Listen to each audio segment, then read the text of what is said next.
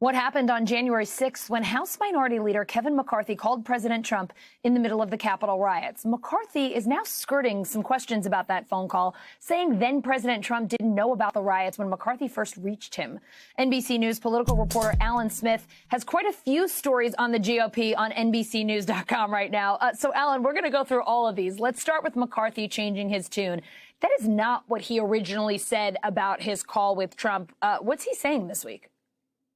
Well, I mean, he's sort of dancing around questions about what was said on that phone call. I mean, if you listen to his answer in an interview with Chris Wallace yesterday, he's basically saying a phone call happened, the riot was going on, and I told the president to put up a video. And then he did. And then that was very good from him. And I think Chris Wallace pushed back and saying, hey, like that video came out hours later and it really wasn't that strong. I mean, this is a video we're talking about where the president was saying, we love you. You guys are great, but please go home.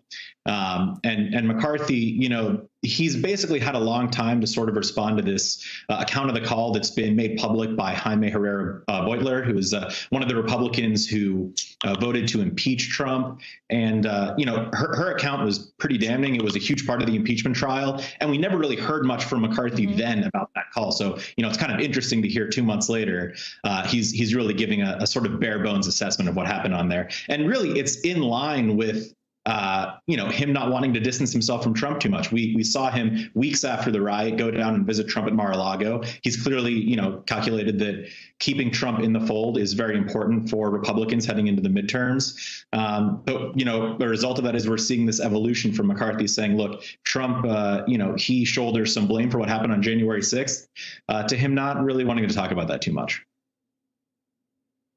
Right, you're also reporting on Republican Senator Ron Johnson from Wisconsin, who recently said this about the COVID vaccine.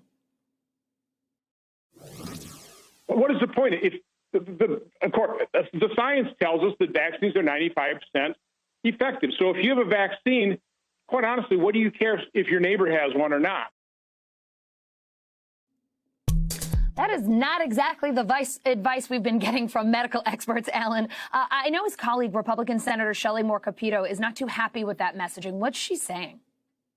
Well, she said in an interview on CNN's State of the Union yesterday that comments like that from Senator Johnson really hurt the overall effort to get as many people vaccinated as possible. And of course, keep in mind, this is with the backdrop that there's a solid maybe 30 to 35% of conservatives and Trump voters who are saying right now they don't want to be getting the vaccine at all. They're just hard nosed on it. And there's another significant number of conservatives and Trump voters who are saying that they're still on the fence about it. So, I mean, comments like that from Senator Johnson, they're not really working to help encourage more people to get the vaccine. And really, with Republicans and Democrats, you're kind of seeing a broad consensus toward getting people to take the vaccine and trust its safety.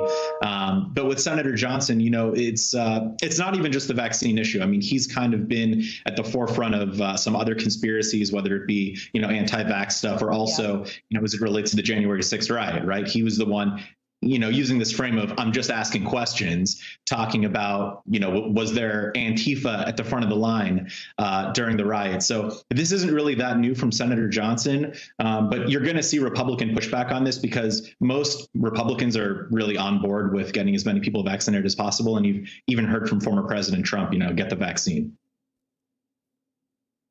Alan Smith with nearly as many stories on the GOP this week as he has Pittsburgh sports bobbleheads behind him. I'm super into that, Alan. Thank you so much. Thank you. I only wish I had more. Hey, NBC News viewers, thanks for checking out our YouTube channel. Subscribe by clicking on that button down here and click on any of the videos over here to watch the latest interviews, show highlights, and digital exclusives. Thanks for watching.